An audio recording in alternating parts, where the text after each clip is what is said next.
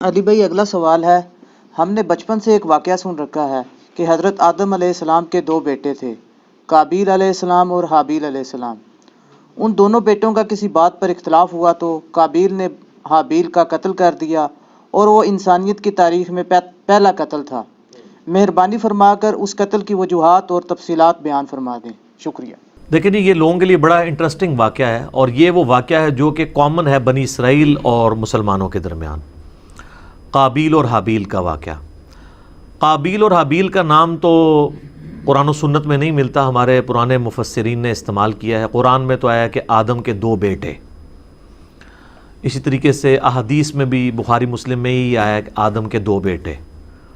البتہ اگر آپ موجودہ جو دور میں کتاب مقدس اٹھائیں، جس کے اندر تورات بھی ہے، انجیل بھی ہے، نیو ٹیسٹمنٹ بھی، اولڈ ٹیسٹمنٹ بھی، اور کئی انبیاء کے صاحب بھی ظاہر ٹیمپرڈ فارم کے اندر، تو اس میں جو پہلا چیپٹر ہے نا آپ کو اولڈ ٹیسٹمنٹ میں، جس کو یہود و نصارہ دونوں مانتے ہیں، پیدائش کا چیپٹر، تو اس میں آپ کو شروع میں یہ قابیل اور حابیل کا واقعہ مل جائے گا کہ حضرت آدم علیہ السلام کے دو بیٹے تھے، اور اس طریقے سے ایک بیٹے نے دوسرے کا قتل کر دیا۔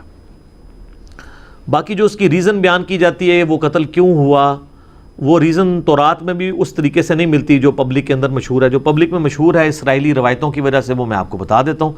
نہ وہ مسلمانوں کے ہاں کوئی روایت ملتی ہے، نہ تورات کے اندر ہے۔ ہو سکتا ہے اسرائیلی روایتیں ہوں، تورات میں بھی اس طریقے سے واقعہ نہیں آیا، جنرل واقعہ آیا ہے جو قرآن میں آیا ہے، اسی طریقے سے جنرل واقعہ۔ تورات میں ذرا زیادہ ڈیٹیل آئی ہے۔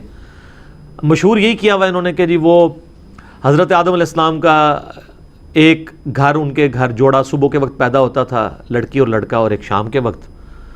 تو جو صبح والا لڑکا ہوتا تھا اس کا نکاح شام والی لڑکی کے ساتھ کروایا جاتا تھا، اور شام والا جو لڑکا ہے اس کا نکاح صبح والی لڑکی کے ساتھ کروایا جاتا تھا۔ شروع میں جب انسانی نسل کو اللہ نے چلانا تھا، بعد میں تو محرم رشتے آ گئے۔ تو وہ کہتے ہیں کہ جی قابیل کے ساتھ جو لڑکی پیدا ہوئی تھی وہ خوبصورت تھی، اور جو حابیل کے ساتھ پیدا ہوئی تھی وہ اتنی خوبصورت نہیں تھی۔ تو جب رشتے کی باری آئی تو قابیل نے کہا نہیں، میں تو اس کے ساتھ ہی نکاح کروں گا، اور اللہ کے حکم کو توڑنے کی کوشش، یعنی اسرائیلی روایت میں آپ کو بیان کر رہا ہوں۔ اس کے اوپر پھر ان کے درمیان ٹھن گئی، اور اس کے بعد جو کچھ ہے نا وہ قرآن میں بھی ہے، تورات کے اندر بھی ہے، کہ دونوں نے اللہ کے حضور اپنی نظر پیش کی۔ یہ آپ کو پورا واقعہ جو ہے نا سورۃ المائدہ کے اندر آیت نمبر 27 سے لے کر 32 تک مل جائے گا، وہ آپ پڑھ لیجئے گا۔ سورۃ المائدہ آیت نمبر 27 سے لے کر 32 تک۔ تو تورات میں یہ ملتا ہے کہ جو قابیل تھے وہ کھیتی باڑی کرتے تھے زمین میں، اور حابیل جو ہے وہ بھیڑ بکریاں چڑھایا کرتے تھے۔ تو دونوں نے کہا ٹھیک ہے، ہم اللہ کے حضور قربانی پیش کریں گے، جس کی قربانی قبول ہو گئی نا اس کا موقف صحیح ہوگا۔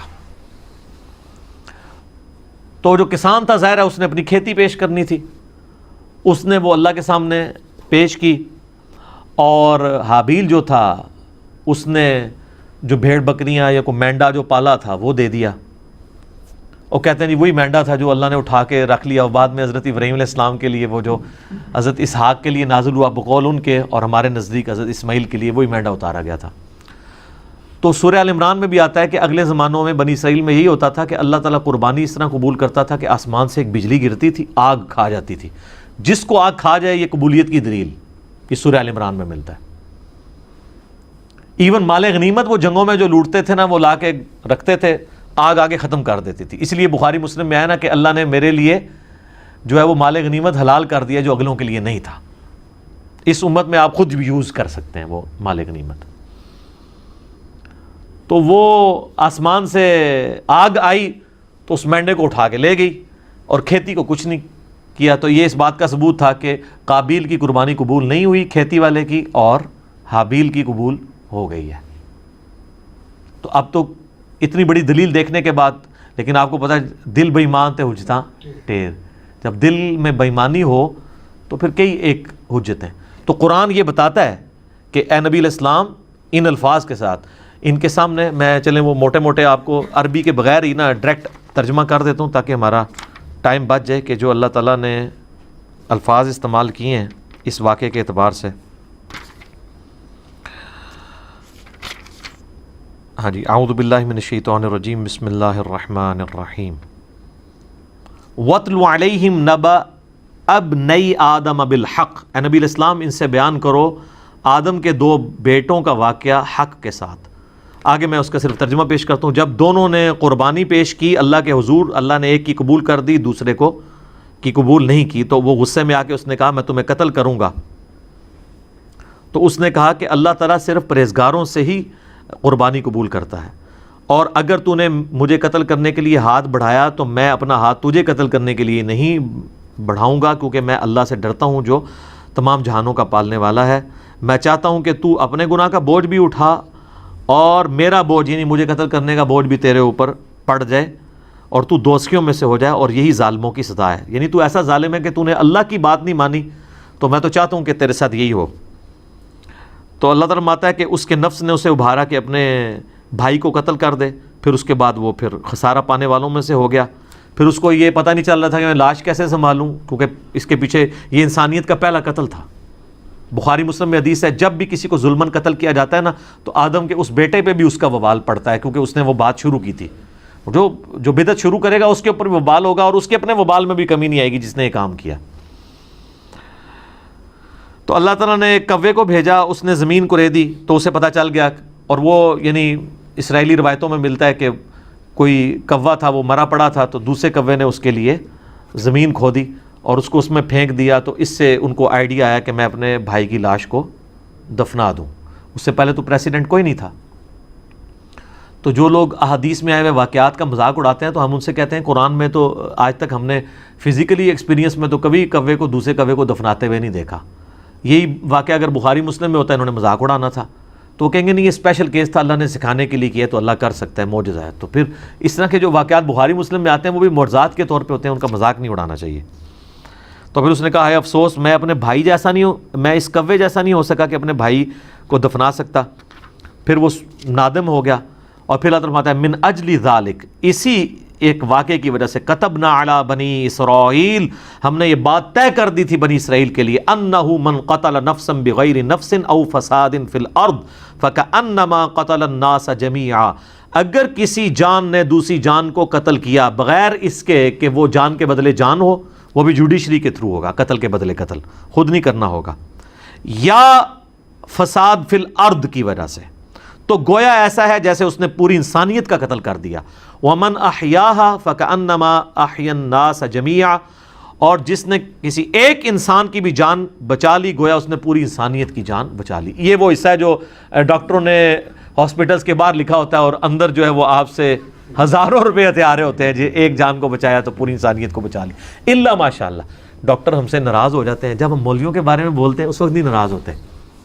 تو جب ہم تغلیب کے قاعدے میں بات کر رہے ہوتے ہیں کہ اکثر ڈاکٹرز ایسے ہی ہیں، پرہیزگار لوگ بھی موجود ہیں، تو وہ تغلیب کے قاعدے کو لیا کریں۔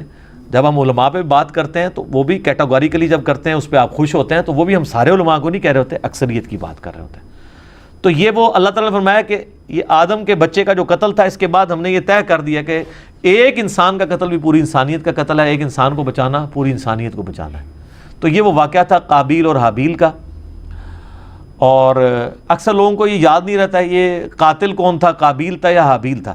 بھئی قاتل قاف الف ہے تو قابیل میں بھی یہی ہے، اور حابیل ہلاک ہا سے شروع ہوتا ہے، حابیل ہلاک ہوا ہے اور قابیل قاتل ہے۔ تو یہ یاد رکھنا آپ کو آسان ہے کہ قابیل قاتل اور حابیل ہلاک ہوا اس کے ہاتھوں، آسان طریقے نا۔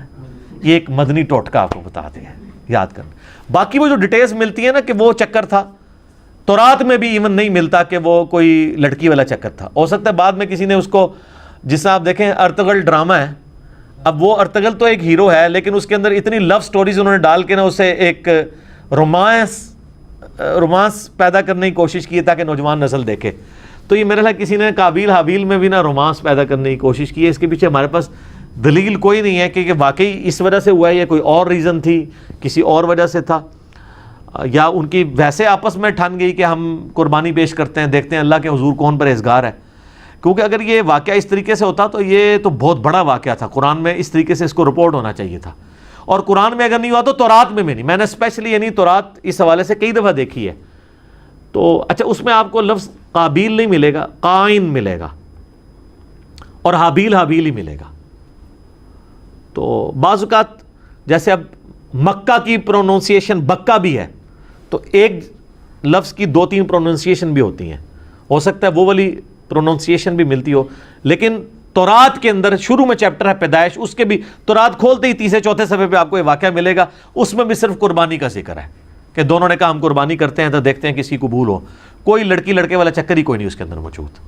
تو یہ کسی نے بنی اسرائیل میں عادت تھی نا یہ رنگ بھرنے والی, تو انہوں نے رنگ بھر دیا ہوگا اور وہ اسی طریقے سے پبلک میں یہ نہیں جاری ہے. پھر لیکن لوگ پوچھتے ہیں کہ اگر ایسا نہیں ہوا تو پھر یہ نسل انسانی شروع میں چلی کیسے ہے؟ نسل انسانی یقیناً شروع میں تو یہ جو آج ہم کہتے ہیں کہ بہن جو ہے وہ محرم ہے, تو یہ کس وجہ سے کہتے ہیں؟ اللہ نے اسے حکم کے طور پہ نازل کیا ہے. اگر یہ حکم نہ ہو تو یہ محرم والا معاملہ نہ ہوتا. تو شروع میں یقیناً کسی چیز کو چلانے کے لیے اس وقت شریعت کے احکام ڈیفرنٹ تھے, وقت کے ساتھ ساتھ شرعی احکام بدلے ہیں. نبی علیہ السلام کی مبارک شریعت میں کئی چیزیں جو حلال ہیں پہلے حرام تھی. بخاری مسلم میں آتا ہے کہ جی نبی علیہ السلام فرمایا اللہ نے میرے لیے پوری زمین سجدہ گاہ کی ہے, پہلے نہیں ہوتی تھی سجدہ گاہ. لوگ سفر پہ بھی جاتے تھے, ساری نمازیں اکٹھی کر کے رکھتے تھے, پھر گھر آ کے یا کوئی مسجد ملتی تھی وہاں جا کے پڑھتے تھے. جی کتنا مشکل کام تھا. مال غنیمت حلال کر دیا گیا نبی علیہ السلام کے لیے, اگلے لوگوں کے لیے حلال نہیں تھا. تو شریعت میں احکامات اس زمانے میں یہ چیز ہوگی کہ جو حضرت آدم علیہ السلام کی جو اولاد پیدا ہوئی ہے, اور باقی یہ کہنا کہ صبح پیدا ہوتی تھی شام تک جوان ہو جاتی تھی, اس کی کوئی دلیل نہیں ملتی. اپنے ٹائم پہ جوان ہوتی ہوگی, حضرت آدم علیہ السلام کی بھی اتنی عمر تھی, تو وہ آپ تھوڑا ان کو جوان ہونے تھے 15-20, یہ کون سا پاکستان انڈیا والا جوان ہونا ہے کہ 35 سال میں شادی ہو رہی ہے. 12-15 سال میں شادی ہو جاتی تھی. تو 12-15 سال کے اندر وہ اس طریقے سے شروع میں اللہ تعالیٰ نے اس سلسلے کو اس طریقے سے چلایا ہوگا. خود یعنی قرآن پاک میں اللہ تعالیٰ ماتا ہے کہ ہم نے سورہ نساء کے اندر کہ ہم نے ایک جان سے سب کو پیدا کیا, اس سے اس کا جوڑا بنایا. اور بخاری مسلم میں آتا ہے کہ اما حوا جو ہے وہ سیدنا آدم علیہ السلام کی پسلی سے پیدا ہوئی, قرآن میں بھی اشارتاً موجود ہے. اور یہ سیم چیز جو ہے تورات میں بھی آپ کو پیدائش چیپٹر میں ملے گی کہ حضرت آدم سے حوا نکلی ہیں. تو یہ بھی تو ہوا ہے نا, ان میں سے نکلی ہیں تو وہ بیوی بھی بن گئی.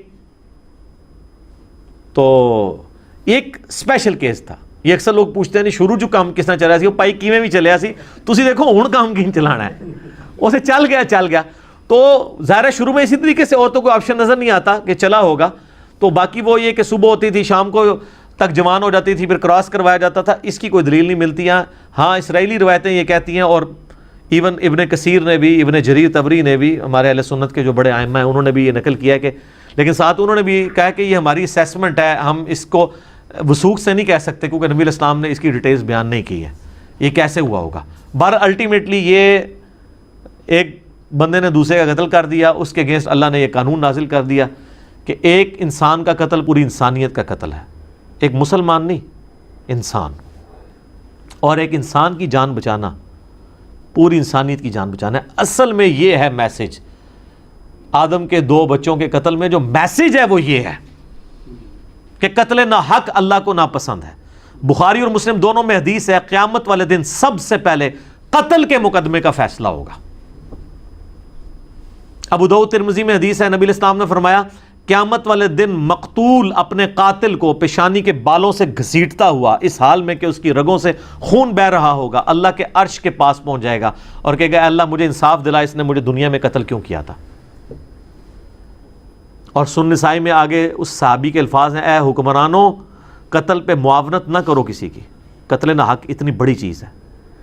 اور قتل حق بھی جوڈیشری نے کرنا ہے, یہ نہیں ہے کہ میرے باپ کا قاتل میرے سامنے آیا تو میں گولی مار دوں, نہیں, جوڈیشری میں پروف ہوگا, تو نہیں ہوگا تو آخرت میں بدلہ ملے گا. آخرت کا تو بدلہ بہت بڑا ہے, وہ تو آپ سوچ بھی نہیں سکتے. سورہ نساء میں اگر کسی مومن کو کسی نے جان بوجھ کے قتل کیا تو اس کی سزا ہمیشہ کی جہنم ہے جناب, ہمیشہ کی جہنم. ابو داؤد میں حدیث ہے کہ اللہ تعالیٰ یا تو شرک معاف نہیں کرے گا یا کسی مؤمن کا قتل نہ حق معاف نہیں کرے گا. صحیح بخاری میں حدیث ہے کہ جنت کی خوشبو 40 سال سے سونگی جا سکتی ہے, لیکن جس نے کسی ذمی کافر کو بھی قتل کیا جو مسلمان حکومت میں ٹیکس دے کر رہ رہا تھا, ہے کافر تھا, اس کو ناحق قتل کر دیا تو وہ مسلمان بھی جنت کی خوشبو نہیں پائے گا حالانکہ 40 سال سے آ رہی ہوگی. جی اسی لیے قتل کے مقدمے کی پیروی کا بھی کہا گیا ہے. سورہ البقرہ میں وَلَكُمْ فِي الْقِصَاصِ حَيَاتٌ يَا أُولِي الْأَلْبَابِ، اے عقل مندو انسانیت کی زندگی چھپی ہے قصاص لینے میں. باقی جگہ کہا گیا معاف کر دو، قتل کے لیے کہا گیا معاف نہیں کرنا، دیت نہیں لینی، بلڈ منی نہیں لینی. آپشن ضرور ہے لیکن پریفریبل یہ ہے کہ قتل کے بدلے قتل ہو، کیونکہ انسانیت دو چیزوں پہ کھڑی ہے، احترام جان اور احترام مال. اگر یہ نہیں ہوں گے فارغ. جو مولا علی کا قول ہے کہ کوئی بھی معاشرہ بغیر دین کے تو قائم رہ سکتا ہے، بغیر انصاف کے نہیں رہ سکتا. اور انصاف کس لیے آپ کر رہے ہوتے ہیں؟ احترام جان اور احترام مال کے لیے. اور اسے کون سی چیز انشور کرتی ہے؟ جوڈیشری. جامعہ ترمذی میں موقوفاً روایت موجود ہے کہ اے کعبہ تیری خوشبو بڑی اچھی ہے، لیکن اللہ کے حضور ایک مؤمن کی حرمت کعبے سے بھی بڑھ کے ہے. جامعہ ترمذی میں حدیث ہے کوئی شخص پوری دنیا کو تباہ و برباد کر دے، اللہ کے نزدیک یہ چھوٹا گناہ ہے اور ایک مؤمن کا قتل اس سے بڑا گناہ ہے. جناب یہ بہت بہت سینسٹیو ایشو ہے. اس لیے تو میں ایکسٹرا جوڈیشل کلنگ کے خلاف بھی بولتا ہوں. آپ نہ حب الوطنی کے نام پر نہ توہین مذہب کے نام کے اوپر قانون کو ہاتھ میں لے کے کسی کو قتل نہیں کر سکتے. ناحق بندہ قتل ہو گیا تو آپ مارے گئے، یہ نہیں ہوگا کہ آپ کی اجتہادی غلطی شمار ہوگی. آپ ہر چیز کو جوڈیشری میں لے کر آئیں گے، اور جوڈیشری میں پروف نہیں ہوتا اور وہ واقعی قاتل تھا، اللہ جانے اس کا معاملہ جانے. آپ نہیں کر سکتے، ورنہ بے گناہ لوگوں کو بھی سزا ملنا شروع ہو جائے گی. لوگ اپنی ذاتی دشمنیاں نبھانے کے لیے بھی ماورائے عدالت قتل، ایکسٹرا جوڈیشل کلنگ کرنی شروع کر دیں گے. تو یہ بہت سینسٹیو ایشو ہے قتل والا. تو یہ حضرت آدم علیہ السلام کے دو بیٹوں کے قتل والا جو واقعہ تھا، اس سے لیسن یہ ملتا ہے. میں اپنی گفتگو کو اس حوالے سے کنکلوڈ کروں گا اسی حدیث پہ جو بخاری اور مسلم دونوں میں ہے کہ نبی علیہ السلام نے فرمایا دنیا میں جب بھی کسی انسان کو ظلماً قتل کیا جاتا ہے تو اس کا گناہ کا بوجھ آدم کے اس بیٹے کے اوپر بھی پڑتا ہے جس نے سب سے پہلے انسانیت میں قتل کیا تھا. اور اس پہ تو پڑتا ہی ہے. اور اس کو سپورٹو وہ بھی حدیث ہے صحیح مسلم کی کہ جس نے اسلام میں اچھا طریقہ جاری کیا، جتنے لوگ عمل کریں گے اس کا ثواب اسے ملے گا اور ان کے اپنے ثواب میں بھی کمی نہیں آئے گی. اور جس نے اسلام میں برا طریقہ جاری کیا، جتنے لوگ اس کے اوپر عمل کریں گے اس کا وبال بھی اس پہ ہوگا اور وہ عمل کرنے والوں کے وبال میں بھی کمی نہیں ہوگی. یہ اسلام میں اچھی بدعت اور بری بدعت نہیں ہے، طریقہ.